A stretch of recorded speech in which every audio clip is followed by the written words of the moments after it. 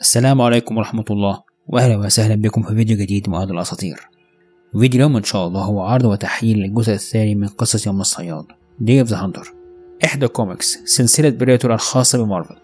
ونظرا لأن هذا هو الجزء الثاني من القصة، أنصحك عزيزي المشاهد أن تشاهد الجزء الأول قبل مشاهدة هذا الفيديو، وسوف تجد الرابط الخاص به في صندوق الوصف. والآن هيا بنا موضوع الفيديو. يبدأ هذا الجزء أن حنارة ثيتا تسعى جاهدة لإعادة تشغيل أنظمة السفينة كي تعيد الذكاء الاصطناعي ساندي للعمل، وهي تقول لها كما لو كانت تسمعها إنه من الأفضل لها ألا تتركها، حيث أنها لن تسامحها إن هي تركتها تموت في تلك البقاع المتجمدة بسبب أنها أغرقت نفسها. وهي تقول لنفسها أن ساندي هي آخر من تبقى لها من والديها، وإنها الحلقة الأخيرة التي تربطها بكل شيء اهتمت بأمره يوما ما، ولهذا فهي لا يمكن ولن تفقدها. وأخيرا نجحت في إعادتها للعمل مرة أخرى، وبدأت ثيتا في الاستعداد لرحلتها حيث ميناء ميدواي، وهي تراجع مع ساندي ما يحتاجون إليه من قطع غيار. وعلقت ساندي بأن بدن السفينة قد تضرر من الهبوط، وإنهم بالإضافة لمثبتات الجاذبية فهم بحاجة إلى استبدال 2 من الألواح الشمسية. وتذكرها ثيتا بأنها أخبرتها سابقا أنها لا تجيد الهبوط بشكل يدوي. وأثناء خروج ثيتا من السفينة أخذت ساندي في مراجعة تفاصيل رحلتها إلى ميناء ميدواي، وأخبرتها بأنها على مسافة 106 أميال منها، وإنه استنادا لطبيعة الأرض فإن رحلتها سوف تستغرق بحد أدنى 7 أيام وبحد أقصى 4 أسابيع، ولكن لديها فقط من المؤن ما يكفي ل8 أيام فقط، وهذا لا يكفي.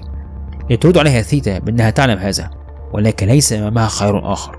وبدأت رحلتها، وطيلة رحلتها كانت تقوي من عزمتها للنجاة من هذا الوضع، بتذكير نفسها بأنها ل15 عاما كانت تطارد هذا الوحش إذ قتل عائلتها، ولن تكون هذه أبدا نهاية رحلتها، بل يظل الوحش حيا في حين تموت هي جائعة ومجمدة على هذا الكوكب الجليدي.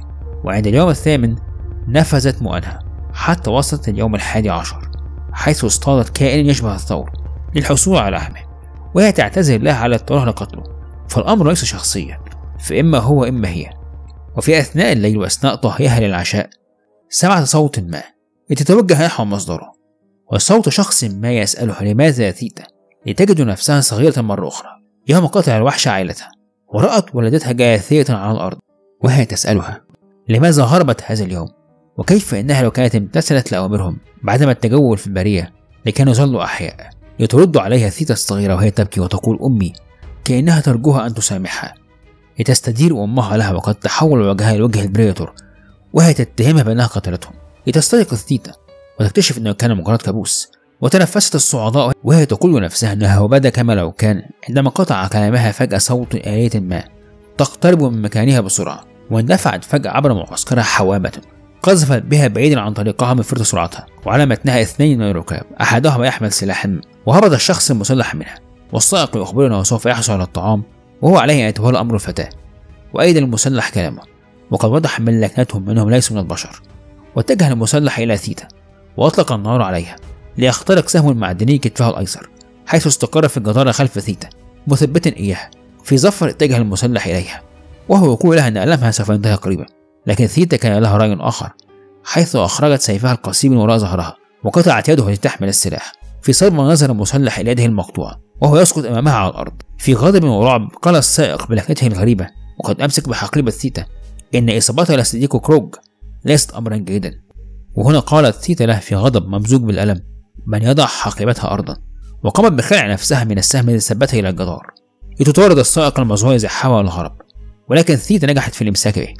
في رعب أخبرها بأن بإمكان الحصول على مركبتهم فقط أن تتركها، ولكنها ردت عليه بأن حصولها على الحوامة أمر مفروغ منه، ولكن هذا ليس سؤالها، بل سؤالها هو عن كيفية حصولهم عليها، حيث أنها ملك لأستار إندستريز.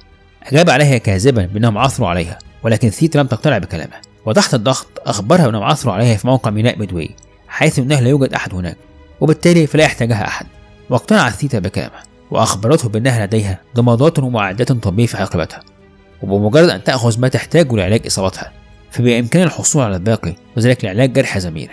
ومنحتهم كذلك ما تبقى من لحم الحيوان الذي كانت تأكله. في دهشة سألها المصاب ماذا تساعدهم، ردت عليه بأنهم فقط كانوا يحاولون النجاة، وهي لن تقتلهم من أجل هذا، ولكنها سوف تفعل إذا هم تعقبوها، ووعدتهم بذلك. وانطلقت لحيث الميناء وهي تكون الأمر مثير للسخرية، فلولا محاولة هؤلاء لقتلها لما حصلت على تلك الحوامة التي سوف تجعلها تصل أسرع إلى الميناء فهم أنقذوا حياتها دون أن يدركوا ذلك. كما أنها بدون الحوامة لم تكن تتمكن من نقل القطع المطلوبة للسفينة، وعند وصولها قامت بالاتصال بساندي وهي تخبرها أن تراقب قنوات الاتصال لمعرفة ما إذا كان شخص ما قد رصد وصولها. وردت ساندي بأن جميع قنوات الاتصال غير نشطة. في تفاؤل ردت ثيتا بأن هذا جيد، حيث أنه ربما هم محظوظون هذه المرة لأنها سوف تتمكن من التسلل إلى الميناء من دون أن تطلق الإنذار. وأخبرت ثيتا ساندي بأنها بدون الحوامة لم تكن تستطيع نقل الألواح الشمسية المطلوبة، وأيدتها ساندي في ذلك. وعلقت ثيتا أنها ربما احتاجت سفينة كاملة لنقلها، وسألتها ساندي هل كانت سوف تفعل ذلك فعلا وتستبدلها بذكاء اصطناعي آخر. طمأنتها ثيتا بأنها تعلم جيدا بأنها لن تستطيع أن تفعل هذا أبدا. لتضيف بدعابة فلماذا سوف تحتاج سفينة فاخرة جديدة لديها القدرة على السفر بسرعة الضوء في حين لديها سفينة صادئة وبطيئة مثلها. وعندما دخلت ثيتا إلى الميناء على الفور أخبرت ساندي بأنها تشعر أن هناك شيئا غير مريح في المكان لتعثر على آثار دماء على الأرضية. وعندما رفعت بصرها لحيث مصدر الدماء عثرت على الفردين المكلفين بإدارة الميناء وقد تم قتلهم بطريقة البريتورز. ونظرت إلى الجثث المعلقة بمزيج من الرعب والصدمة، وساندي تسألها إذا كانت تسمعها.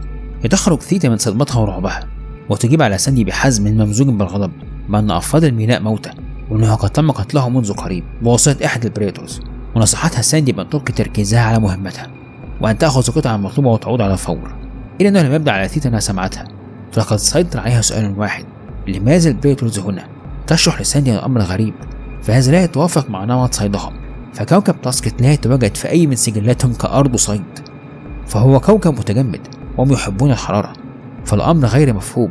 ووصلت إلى غرفة المراقبة لتفحص تسجيلات الكاميرات، وبدأت في مشاهدة البريتور بعد أن تخلص من الطاقم عندما لاحظت أنه يمسك بشيء ما بدا مألوف له.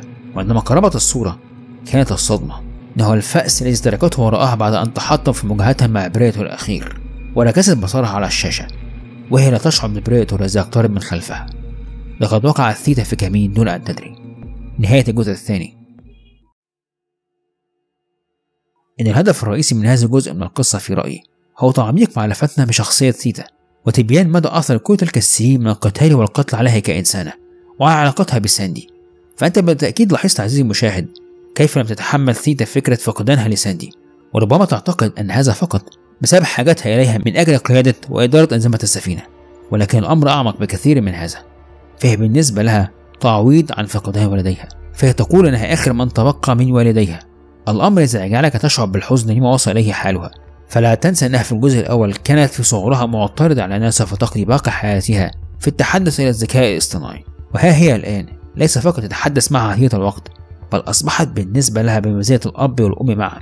وواقعة الكابوس تؤكد ما ذهبنا إليه في الجزء الأول من إحساسها بالذنب الشديد في كونها تسبب بشكل غير مباشر في قتل الجميع بما فيهم أبويها، وعلى الرغم من سعيها للانتقام إلا أنها لم تفقد إنسانيتها، وظهر هذا في تعاملها مع من هاجموها وشعورها بالأسف لاضطرارها لقتل الحيوان لحصولها على لحمه بعد نفاذ طعامها. أما الأمر الأجمل في رأيي هو الحرص على إظهار خوفها وتغلب عليه في آن واحد، وظهر هذا جليا من خلال تعبير وجهها عندما أدركت أنها الآن في مواجهة غير متوقعة مع أحد البريتورز. الأمر الذي أظهر لها أنها على الرغم من كل خبرتها وشخصيتها الصلبة إلا أنها تخاف مثل أي إنسان عادي. هذه المشاعر الإنسانية تجعلك لا تستطيع إلا أن تتعاطف معها بل وتحترمها، فهي ليست بطل خارق بل إنسان يخاف ويتغلب على خوفه، يصيب ويخطئ. فهي لم تتوقع أن تجد إحدى البريتورز على سطح هذا الكوكب الجليدي، هم الذين يفضلون الجو الحار، فصدمتها تلك ورغبتها في معرفة السبب منطقية تماما. أما معنى أن البريتور الموجود الآن معها في نفس المكان قد حصل على تلك الفأس التي خسرتها في مواجهتها الأخيرة، فذلك يثبت أنه يطاردها هي تحديدا ومنذ فترة أيضا، وقد اختار هذا الكوكب الجليدي لكي يفاجئها، حيث أدرك أنها على الأغلب لن تتوقع أن تجد أحد البريتورز هنا، فهم حسب معلوماتها يحبون الجو الحار، ولهذا سبقها إلى حيث الميناء وقام بقتل الجميع وانتظرها لكي تأتي له. وبالطبع تدرك اللي بعد فوات الأوان أنها في الحقيقة وقعت في كمين نصب أحد البريتورز الذي يبدو أنه بارع للغاية، ونجح في وضعها بذكاء في أسوأ وضع ممكن مستغلا معرفتها عنهم ضدها. فهي على الأغلب لا ترتدي درعها الذي يمنحها قدر كبير من الحماية أثناء مقاتلات البريتورز الأقوى منها بدنيا، لأنها لم تتوقع كما ذكرت أن يكونوا هنا. باختصار ثيتا تحولت من صياد إلى فريسة. وأتمنى في نهاية الفيديو أن يكون قد كان مفيدا لكم، وإذا كان كذلك اضغطوا زر اللايك فضلا لا أمرا، ولا تنسوا الاشتراك في القناة وتفعيل جرس التنبيهات كي تصلكم الفيديوهات أولا بأول. والسلام عليكم ورحمة الله وبركاته.